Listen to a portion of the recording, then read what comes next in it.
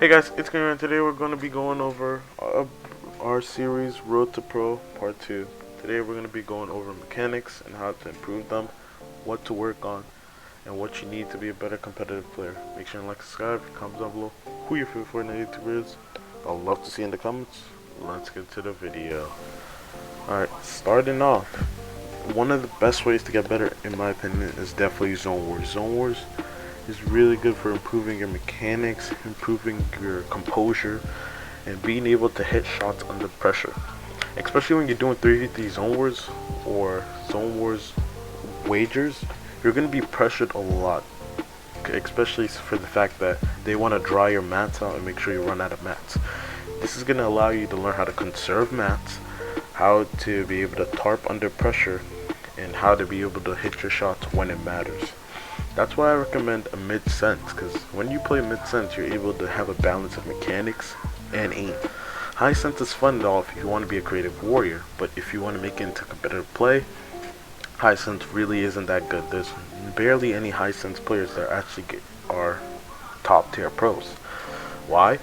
Because sometimes they over flick a lot, they miss easy shots because of their sense, and other various problems.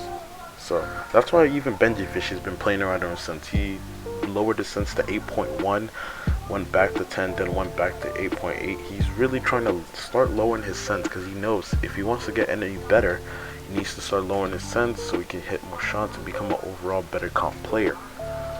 So that's why I recommend mid sense. You can try low sense, but your mechanics won't be as good as someone on high sense or mid sense. So yeah. But the one thing I'll say is low sense is mostly for people who are just lazy, because if you play mid or high sense, you can always improve your aim by just aim training on Kovacs, Scavix, or Aim Beast, which is my recommendation. Because if you aim train on high sense, you get good aim, like Benji. Your mechanics are going to be cracked, your piece control is going to be amazing because you can flick and place builds out of nowhere, and you're just going to be really good. So I recommend trying high sense. If you're able to spend a month on it, dedicate aim training to it, you're going to get so much better and going to be a great comp player.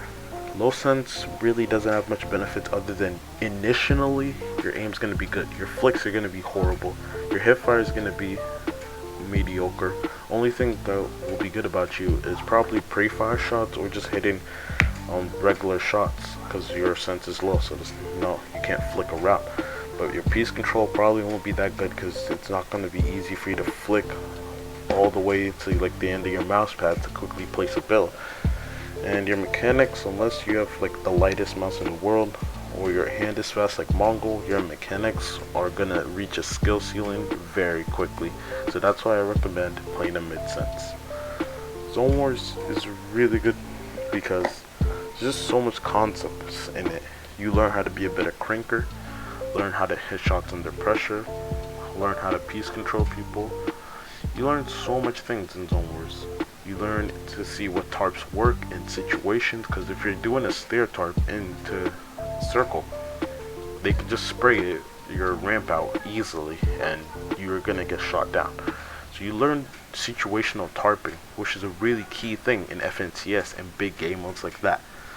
So that's why I really recommend Zone Wars, because it really does help you improve your mechanics. And next up, second, is aim trainer. I recommend buying a aim trainer for like $5 or just getting Kovacs for free or aim lab for free. I'll definitely be making a video on how to get Kovacs for free, so make sure to like, subscribe so you can see that. But anyways, aim training is a really key part, because yes, pros don't do it anymore because their aim's already good, but back in the day, aim training was a big thing. Marto's aim trained 8 hours every day, same for Mongol. A lot of pros aim train even more, because aim training is really good. They don't do it anymore because their aim is good and they're more focused on becoming a better endgame player for FNCS. But back in the day, aim training was all the biz, because when you aim train, you learn the secrets to mouse control. There's 2 types of aiming: flicking, micro flicking, and tracking. I'm dumb, that's 3. But anyway, it's 3 types of aiming. But micro flicking can also be put on flicking category, so it's 2. But yeah, aim training, you should probably be training your micro flicks and tracking. You shouldn't even be flicking all the time. It's always best to track your target down so you can line up a good pump shot. And the key to aim training is always patience and being composed. Just because you got hit for 180 doesn't mean you gotta start freaking out and flicking your screen. Be composed. And another thing with aim training, you also have to learn how to dodge shots as well as take shots. Because if you're being predictable in your movement, it's going to be easy for someone to line up a good headshot and you're going to get wiped out clean. So it's best to learn how to do movement. If you're on controller, you guys have God Movement 360. If you're on PC, we don't have the movement anymore, but you can still learn ways by doing movement courses made for controller players. It really helps your movement. I do them all the time. And also edit courses. So these are the key things in aiming.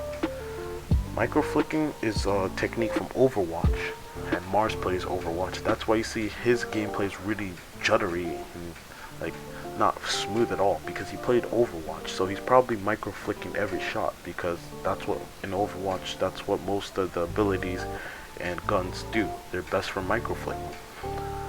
Micro flicking, don't do it. It's not that good unless you played Overwatch for like a year. It's not recommended. But if you're Mars who played Overwatch for like 2 years, definitely something you should try and consider doing and add into your gameplay. What I recommend is definitely tracking. Tracking is one of the easiest drills to improve on, and it's a really good drill to improve on. It allows you to be able to follow your target around and line up good shots, and it allows you to be able to hit more consistent shots rather than flicks, because flicks are not consistent at all. But tracking is very consistent. I recommend to get better. Air tracking is really good for improving your tracking ability. Kata icy long and fast strafes are really good for improving your tracking to mid to long range. And I also recommend close long strafes for improving your close range tracking. These drills are really going to be allow you to be a better aimer, and this is going to allow you to be able to hit more harder shots and become a better comp player. So there you have it, guys. Make sure to like, subscribe, and use code CREAM in the item shop. We'll see you guys in the next one. Peace out.